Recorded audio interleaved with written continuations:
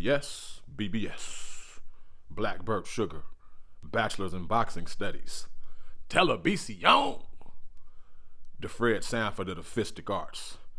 So, Canelo KOs Kovalev, wins the WBO Light Heavyweight Championship, 11th round stoppage. In a performance that had the boxing world collectively going, don't quite know how to take this one. It was a myriad of adjectives that could apply to this, man.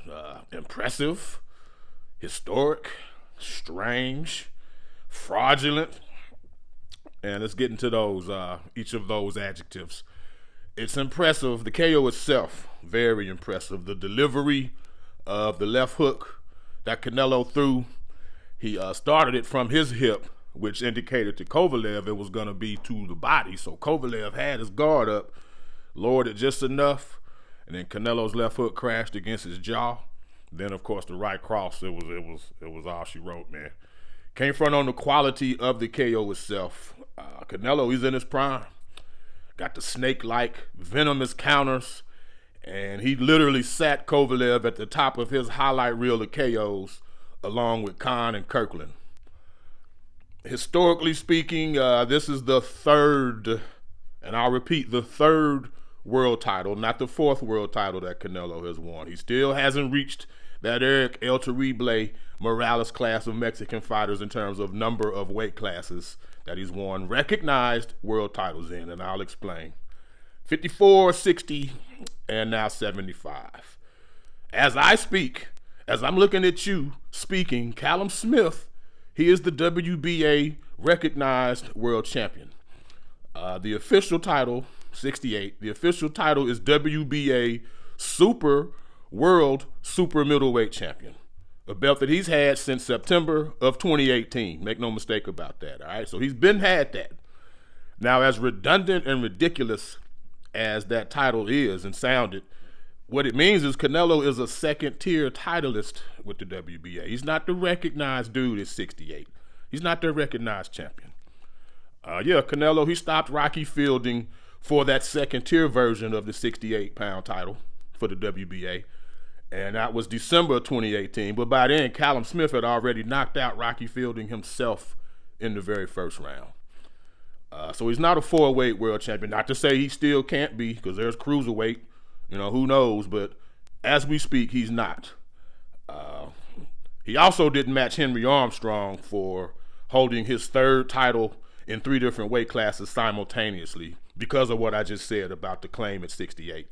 So kill that Henry Armstrong narrative forthwith, please. That's not hate. That's just factual information from your boy REED-BBS. BBS. Let's get into the strange aspect of this, man. I've never seen Kovalev so jovial, smiling as much. Like I mentioned in my last video, taking selfies and hugs and handshakes and shit. Throughout the buildup of the Canelo press tour, Kovalev was at ease. He was at peace. He was wearing the look of a damn lottery winner, a dude holding a lottery ticket just waiting to cash it. And on fight night, he fought meekly. He fought like he was the smaller man. He fought like he was moving up 2 weight classes. I saw nothing on his jab, no mustard on the right hand. Like, for real. I didn't see 5 hard jabs, nor did I see him throw 5 hurtful right hands the entire damn fight. The glove touching, Kovalev doesn't glove touch like that. I don't know what that was, man. Speaking of strange, so we're waiting for UFC now? Really? Boxing's marquee fighter, the straw that stirs the goddamn drink in all of boxing, he's made to wait. He's put on pause to accommodate a UFC pay-per-view. Really? That really happened, boxing? I digress. Because I'm an MMA fan, and I end up saying something that'll piss off MMA fans. I like that sport also. But as a boxing dude, it really rubbed me the wrong fucking way. And of course, the last adjective, fraudulent. Canelo's punch output, it was rarely lower than it was in this fight. He just stalked wounded prey, knew he was going to knock him out eventually, throwing a handful of counters per round. Yet somehow the scorecards was already mailed in for Canelo. Like, he was not going to lose this fight no matter what. Based on sheer activity, the fight was a lot closer than the scorecards were, though. Just, I picked Canelo by KO. He KO'd him. But as the fight played out, you couldn't help but give Kovalev some rounds just based on punch output. Then, of course, there's the rehydration clause. It's the last bit of the fraudulent information, the fraudulent adjective I want to elaborate on, the rehydration clause. So Team Kovalev was hush about it. They knew about it. They just didn't say shit. Team Canelo had their chests puffed out, bragging about how it's no catchweights. No catchweights. And the boxing media at large was complicit in either flat out ignoring the rehydration clause or downplaying it.